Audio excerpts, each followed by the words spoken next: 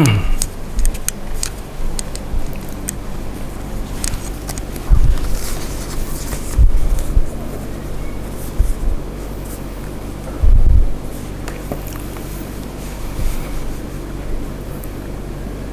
lagi dalam channel kita Bebaskan, belajar bersama aspek kehidupan. Tidak lupa salam kita, dahsyat luar biasa. Jadilah pribadi unggul. Ini sesuai dengan kompetensi saya sebagai psikolog, terutama psikologi positif. Jadi bagaimana caranya kita menjadi pribadi unggul di bumi ini. Ini tantangan untuk kita semua. Oleh karena itu, saya mengajak terutama kaum muda supaya masa depan yang masih panjang dapat dikembangkan, ditemukan potensi seluas-luasnya, kemudian diledakkan potensi itu untuk membentuk pribadi unggul di bidang apa saja, di domain apa saja, di pekerjaan profesi apa saja. Ini menjadi tantangan bagi dunia sebenarnya. Psikologi positif itu memang diawali oleh para petinggi, para profesor, para ahli psikologi positif di barat ya. Tetapi lama-kelamaan itu juga menjadi santapan kita semua, karena pada dasarnya memang itu penting untuk membangun kepribadian kita untuk masa mendatang sampai menutup mata. Oleh karena itu, itulah kajian utama.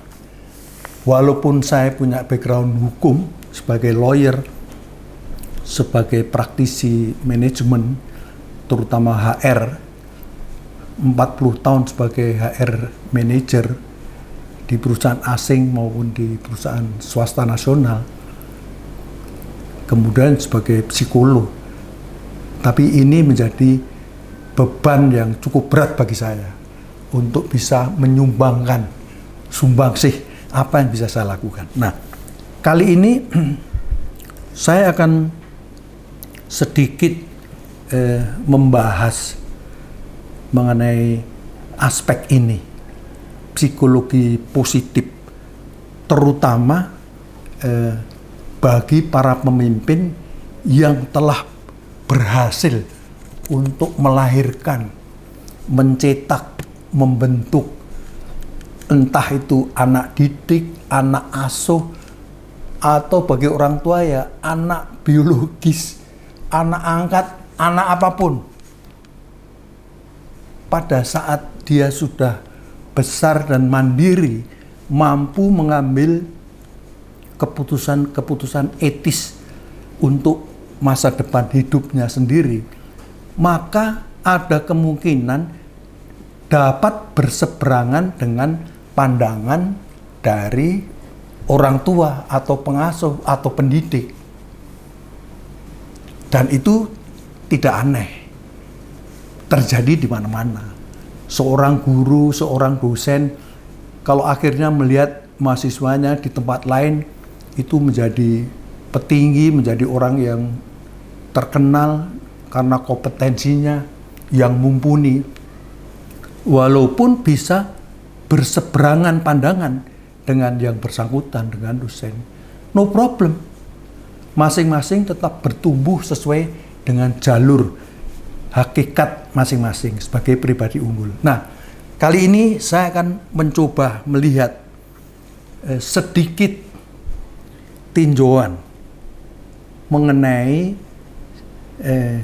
pandangan sikap dari Ibu Megawati Soekarno Putri.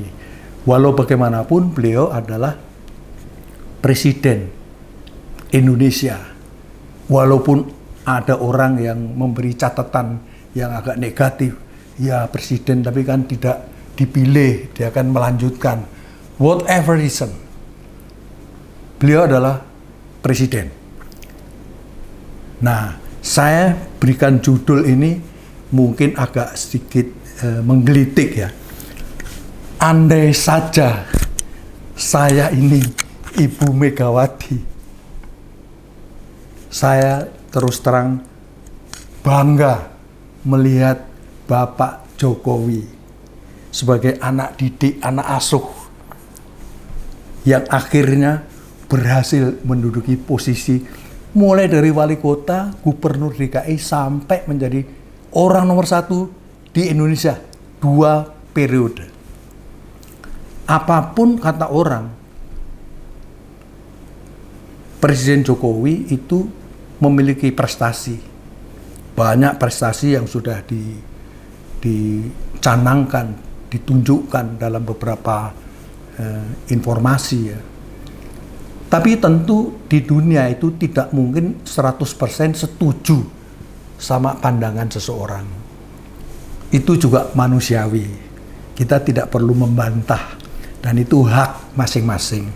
Mau senang, mau tidak, mau setuju, mau tidak setuju, memang itu pilihan. That's a matter of choice gitu. Tetapi ya walau bagaimanapun Pak Jokowi masih memiliki 80% lebih penduduk Indonesia itu yang menyatakan masih menyenangi ya. Oleh karena itu, ya itu salah satu data. Bahwa ada kekurangan, yes pasti. Nggak ada orang itu hebat, sempurna, malaikat dia mungkin. Pasti ada kelemahan. Masing-masing presiden punya karakteristik yang spesifik. Ya, sebagai orang Solo, kebetulan saya tetangganya, saya orang Jogja di Mangguyudan. Orang Solo itu relatif lebih halus ketimbang dari orang Jogja, lebih halus ya. Maka kita bisa mengerti, dan itu ya hak Pak Jokowi untuk menunjukkan, mengekspresikan, itu kan tidak disadari. Itulah bentukan dari pola asuh orang tuanya. Akhirnya hasilnya ya seperti itu. Nah, orang tua berikutnya di dalam politik adalah Ibu Megawati. Kita juga paham bahwa memang awalnya itu endorsement dari Ibu Megawati. Dan memang berhasil. Dan walau bagaimanapun di-endorse. Kalau dari yang bersangkutan itu tidak bisa menampilkan kompetensi yang memadai, prestasi, performance yang memang diharapkan oleh rakyat, pasti orang tidak akan mencintai. Dan pasti juga akan nyungsep. Jadi kedua belah pihak, walaupun di-endorse, tetapi kalau ada semangat, ada drive untuk tetap maju, berhasil, mementingkan kepentingan rakyat, dan berani mengorbankan dirinya untuk segala kesenangan, kenikmatannya. Walaupun mungkin dicaci, dimaki, dihujat, dijuluki yang mungkin kurang sopan, tapi ya begitulah. Semakin tinggi pohon, memang semakin kuat tiupan angin itu, semakin kuat dorongan-dorongan untuk menjatuhkan. Tapi that's life, itulah kehidupan. Nah, saya hanya ingin menelisik bahwa pada dasarnya seorang individu, apalagi seorang ibu, itu memiliki naluri bangga kalau anaknya berhasil. Itu instinktif. Secara psikodinamika itu memang ya begitu. Harkat martabat seorang ibu, nurturing, diberi asupan yang benar sehingga menjadi pribadi yang unggul lah.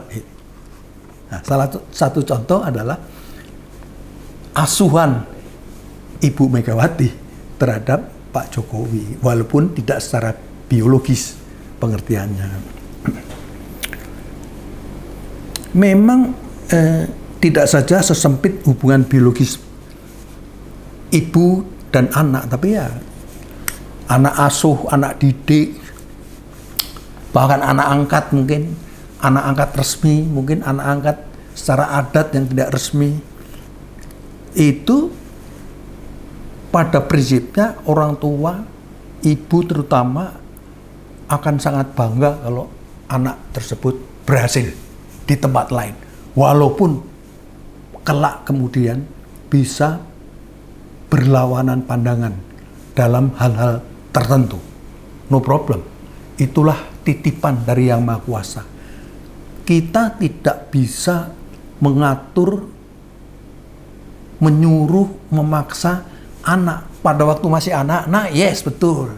Kita arahkan demi keselamatan, demi safety, demi kebaikan.